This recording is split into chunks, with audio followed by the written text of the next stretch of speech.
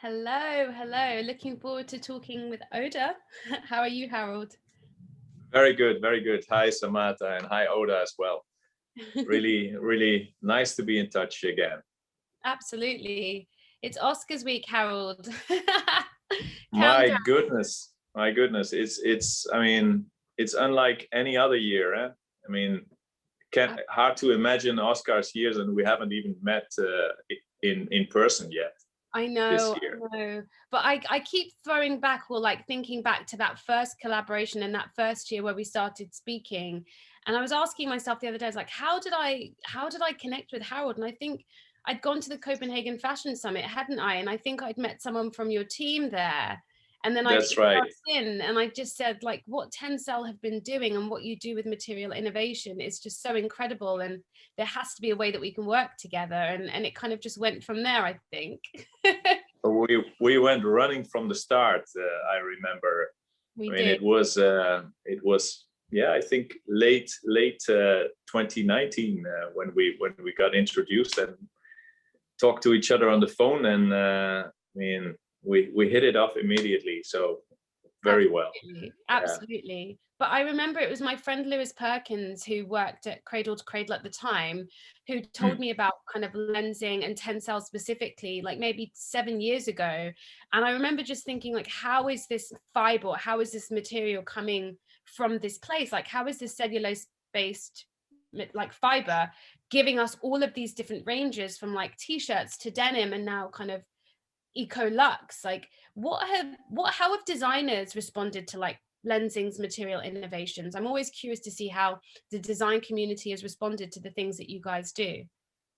Yeah, yeah. It's been now. I mean, we've been around for quite a while, but mainly focusing a lot on our B2B activation.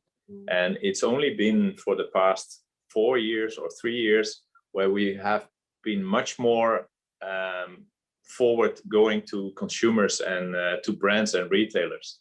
And that has gone together also with the pickup in the whole fashion industry on the topic of sustainability, and sustainability getting more to the forefront of discussions, which of course is a very good thing.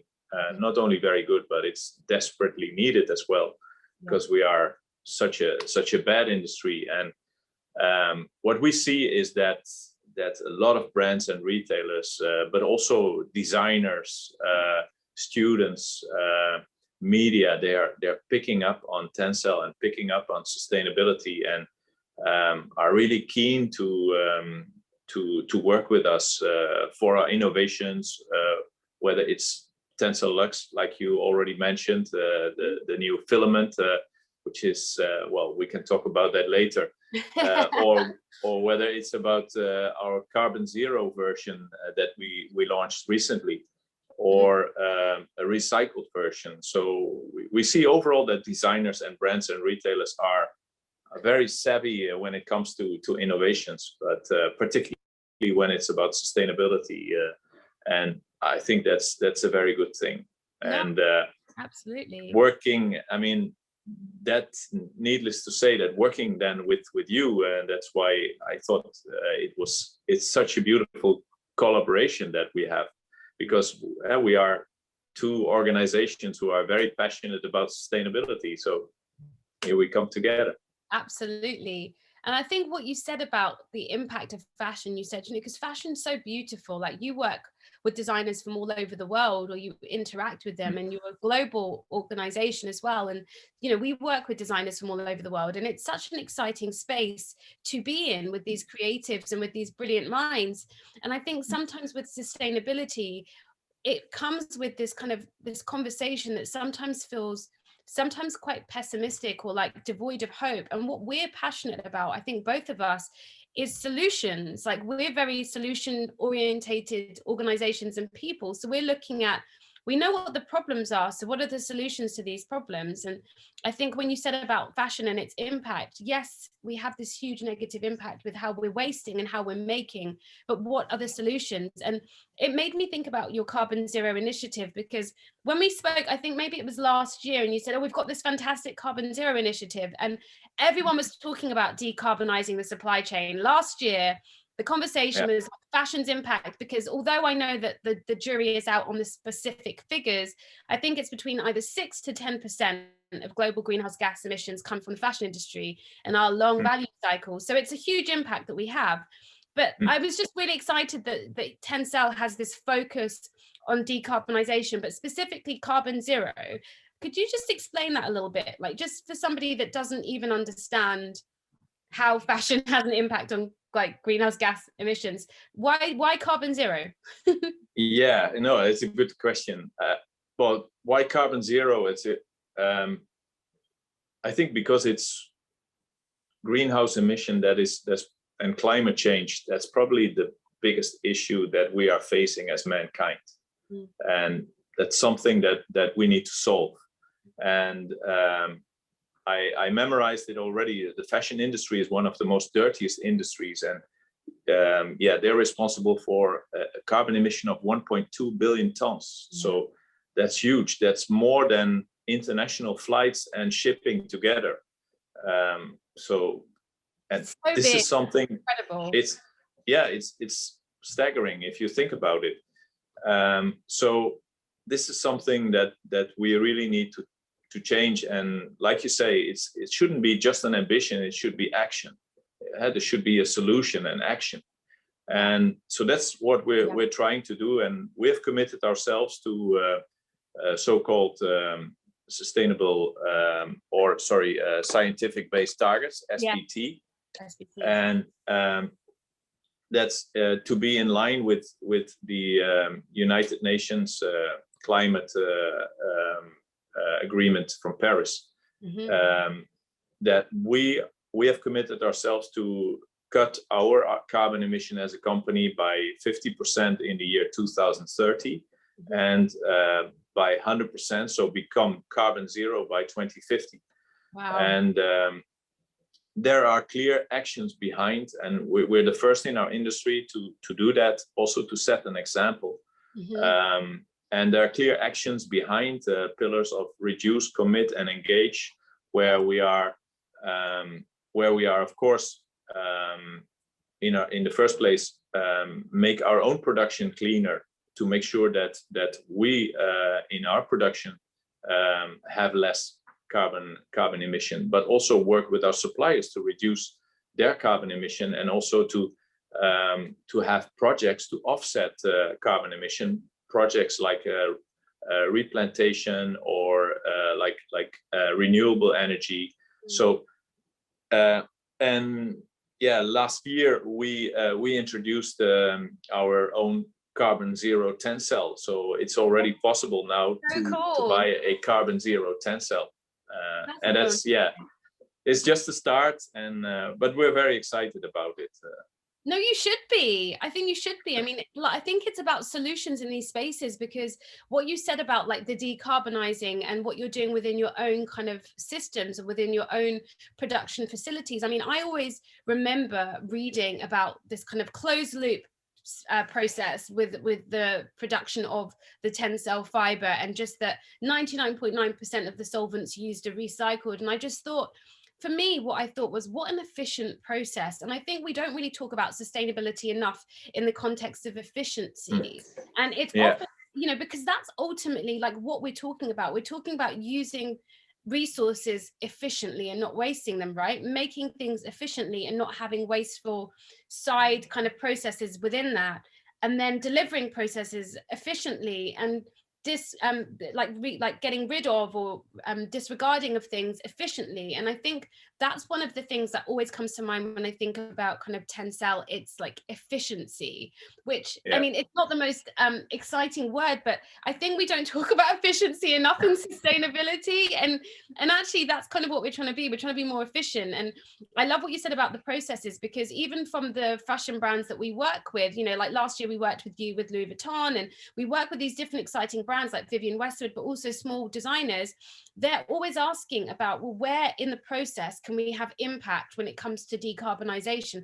Where can we reduce our impact there? And to a certain extent, like so much of what happens with greenhouse gas emissions is like upstream. It's like the raw material production or the treatment of the textiles, etc.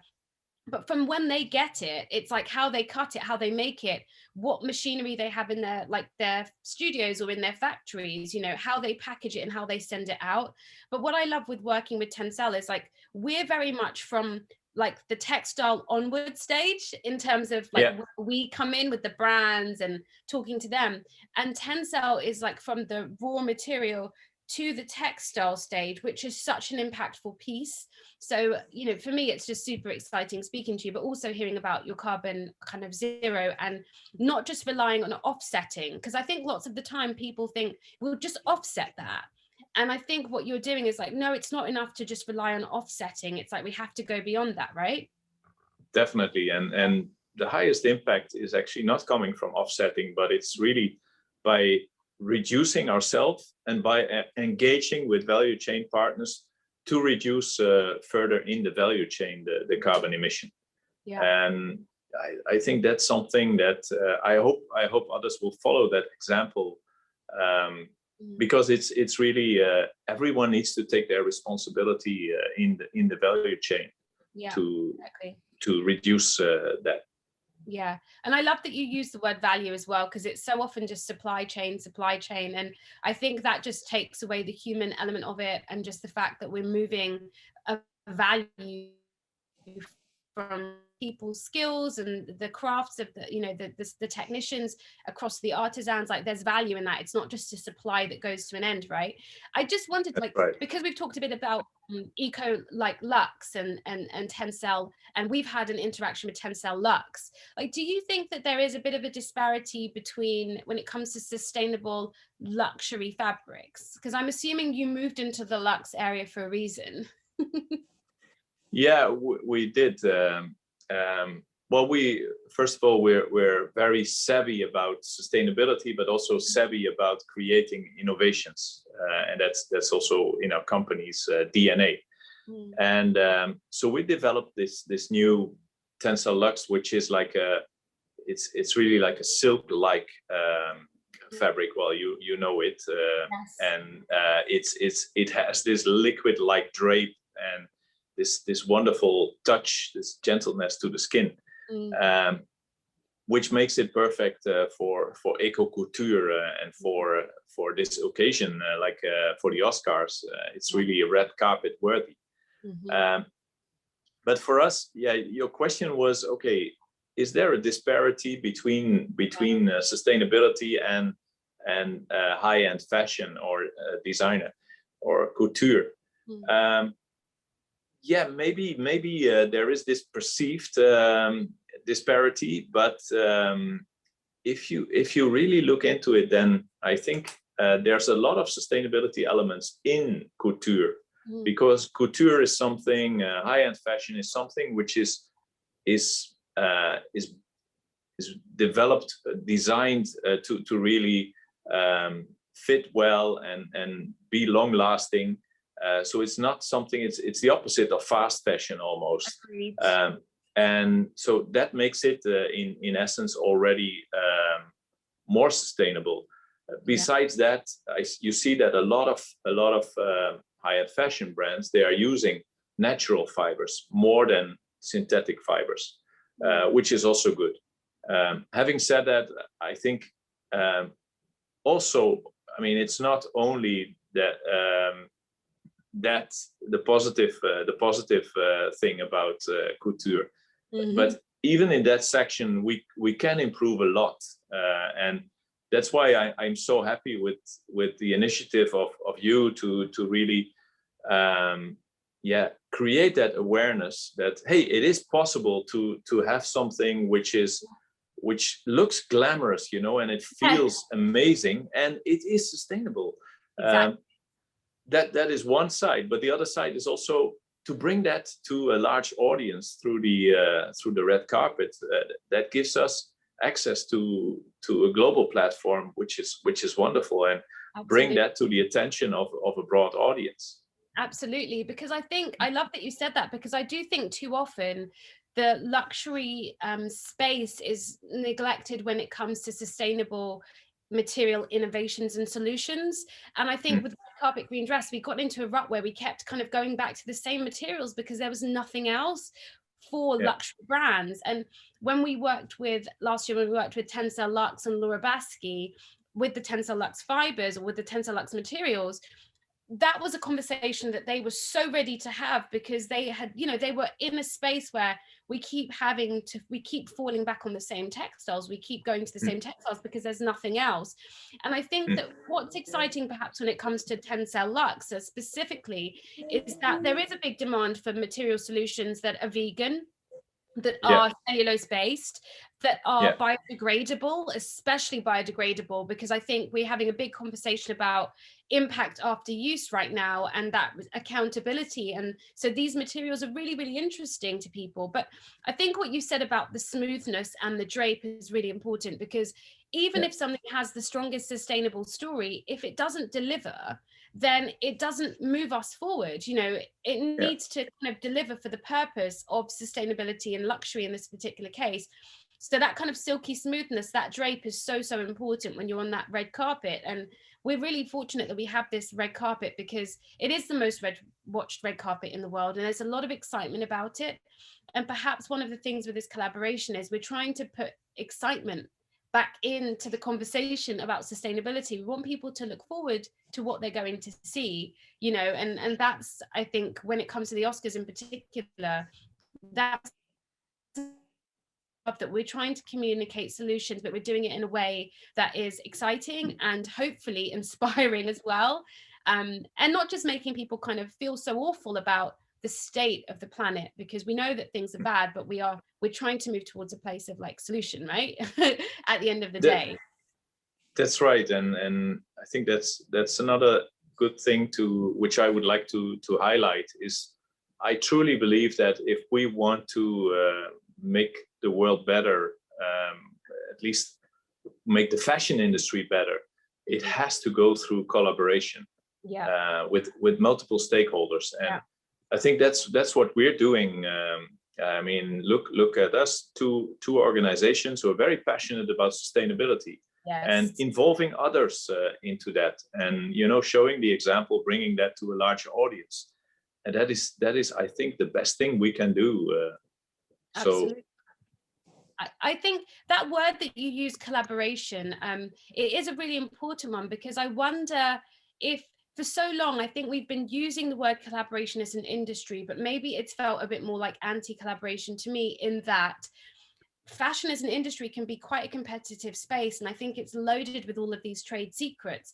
And part of the future that we're trying to build is one where we are able to be vulnerable with each other and talk about the challenges that we face, talk about the hurdles that we're facing, so that we can invite like true collaboration. Even this collaboration with you is us coming from a space of vulnerability as well, where we're saying we aren't finding the solutions, we aren't finding the materials that give this and have this other story that's important. You know, Susie Amos Cameron, our founder, you know, she's vegan as well. So for her, this was a really important space to represent in, but it wasn't just about, vegan solutions. It was about all of the other things, you know, from the decarbonization, the impact, this responsible management, et cetera, et cetera, et cetera. But I think the word collaboration, it's used so much, but true collaboration, I think, is being able to also be like vulnerable about what your challenges are and how you can work with other people to solve them. And maybe that does involve revealing where you're struggling as well, you know, because definitely with Red Carpet, we've definitely struggled with material solutions, but we've also struggled with trying to make sure that the conversations we have represent different communities as well. Just, you know, speak to different audiences. I mean, Tencel is such a global organization, but do you have any highlights or kind of designers that you've worked with or partnered with around the world that you can kind of think of fondly that represent sustainability through a global lens? You know, I think you often send me pictures of designers and collections that you're part of all around the world, and I think it always looks so amazing. Yeah, I mean, we like to work with designers, lots of designers, sometimes global, sometimes more local or regional, because they give us like a window to a market. We also like to be present in different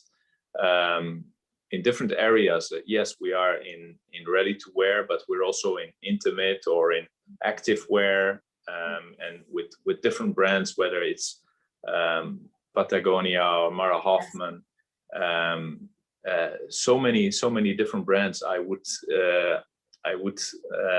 if I mention a couple, I would not be able to mention all of them. So I don't even want to go into that. But it's a household name. No. That's what I will say. It's a household name, and I think that's part of what makes talking about Tencel so important, because I can say to somebody, oh, there's this fiber or filament yarn. I always get it confused, so forgive me. But then I can say, oh, it's in Levi's, it's in Mark Hoffman, it's in.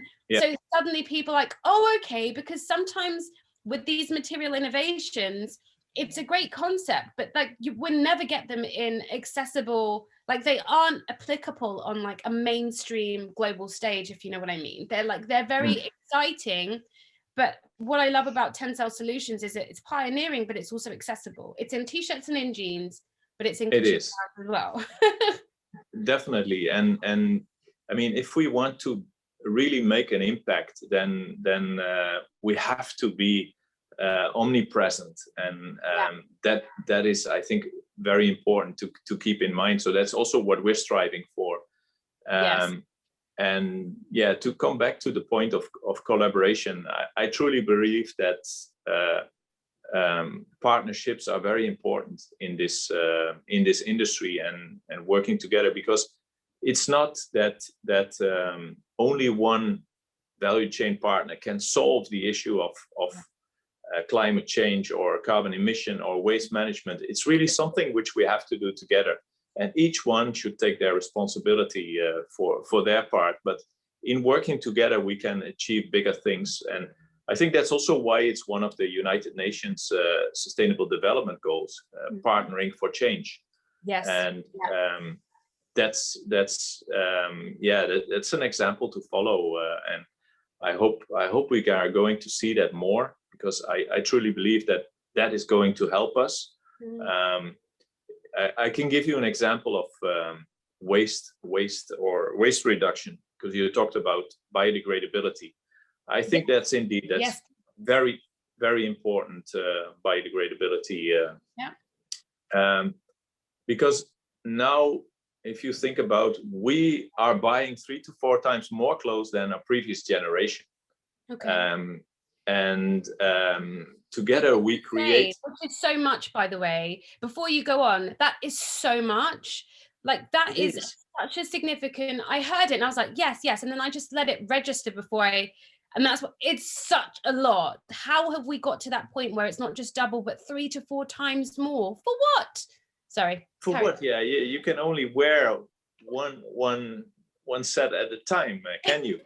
Exactly. But I believe that, driven also through the low prices and accessibility and the need for fashion, and I think we've seen an explosion of that, and that in itself is not the worst thing. But the worst thing is that 85% of what we're not wearing anymore ends up in landfill or is re-incinerated, and that we know that by 2030 we create 148 million tons of waste every year. That is, think about it, that's one garbage truck of fashion waste every second. It's so much. So this is something that we need to change, and we need to think much more in terms of circularity, circular solutions. How can we reduce the amount of raw materials that we're using? How can we make that from natural materials which do biodegrade? I think that is very important, that we're not adding to creating more waste. Yeah, absolutely. Those are such shocking figures, especially just every second. And I almost wonder, I mean, to me, this conversation that you were saying about like how much we're buying, I think that's where that conversation, when you talked about circularity, if durability is so important, like we need strong fibers, like we need stuff that is built in a way that is supporting people so they can hold on to these clothes for longer. Because I think part of, especially when we work with like the fibers and the filaments, we feel the texture, that strength of material, I'm sure for the designers you work with, is so important, because so much of what's being made today is being made to fall apart, so people will keep coming back. And I think when you work with certain material innovations, it's almost communicating to the world that you're trying to make durable products.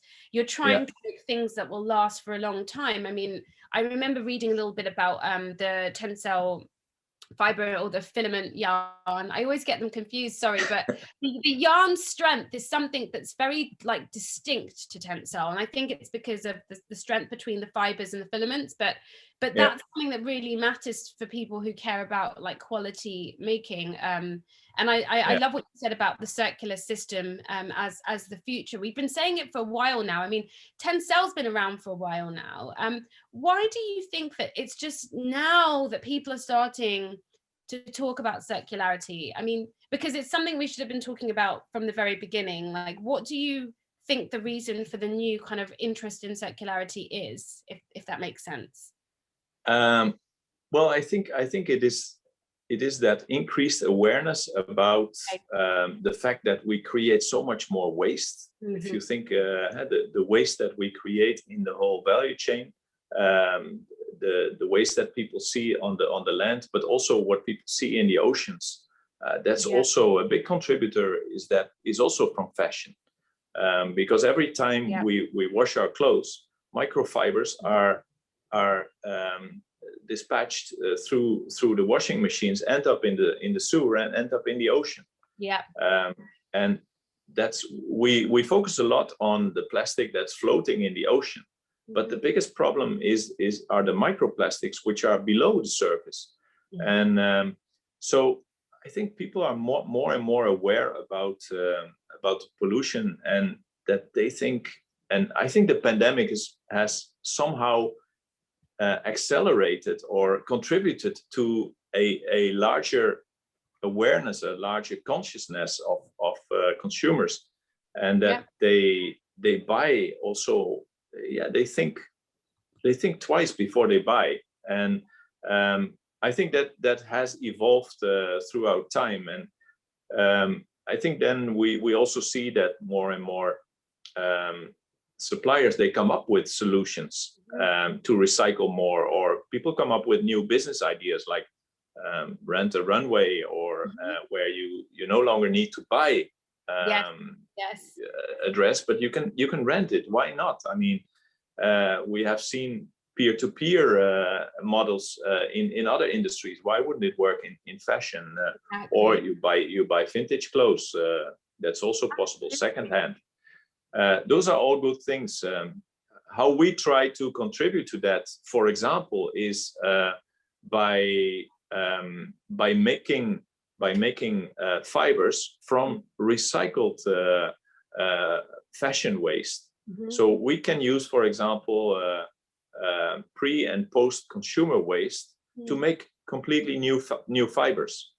And we're doing that with Tencel Refibra technology, and that allows us to blend in 30% of pre and post consumer waste. So that's cutting waste plus clothes that have been worn, and we blend that with pulp, and we make new virgin fibers. And in 2 years we expect that we are able to lift that percentage to 50%.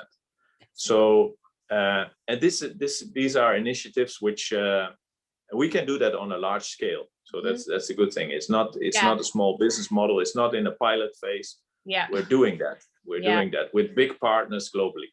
That's amazing. That's so amazing. And that is and we have to think and how we can bring that further, and we are already working on it.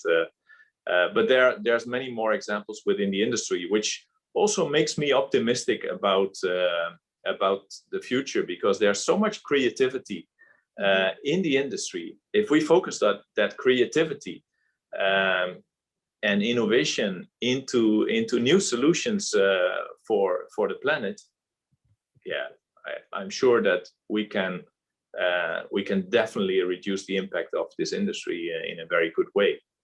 Absolutely. And I love what you said, because I think part of what you're doing and part of what we're trying to do is also destigmatize reuse, because I think in fashion for such a long time, the idea of re-wearing something or renting something, the notion of recycling, whether you're talking about it from simply re-wearing an item across to recycling a fiber, has had a stigma to it. We've always kind of, I think it's an industry that's been pushed forward by newness and by creating new stuff from new stuff to become new stuff and then making more new stuff.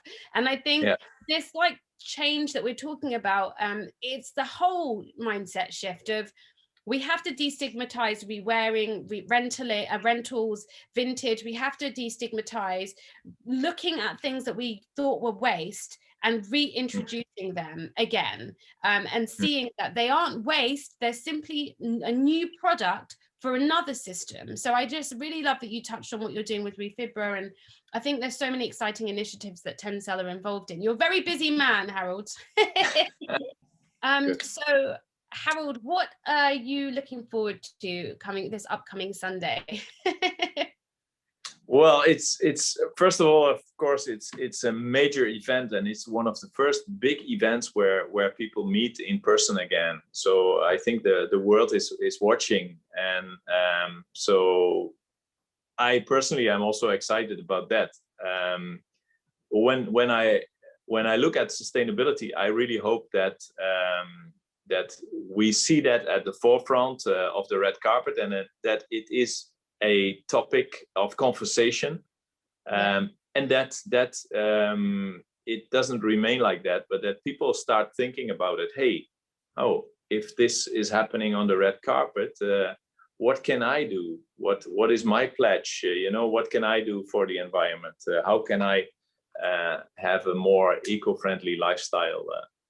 Yeah, exactly. What about you? What do you hope for? I think what you said is, I think what I hope for is that people can see that they are involved in sustainability. Yes, it's the Oscars red carpet and it's going to be exciting. The dresses are beautiful. The conversation is uplifting, hopefully, especially after what we went through last year with the pandemics, etc. But I think it's about finding the solution in the examples. So with the gowns that use the Tencel and the Tencel Luxe, it's about, for us, talking about material innovation. It's about talking about values and talking about the fact that people are at the center of sustainability. And we want to make sure that that's clear. So I think my hope is for a conversation about solutions, a conversation that's positive, and a conversation that's inclusive as well. So I think between us, between Tencel and red carpet green dress at the Oscars, I think we've got it covered. Definitely. No, we have it. Thank you, Oda, and thank you so much. You have a great day, and good luck with the Oscars.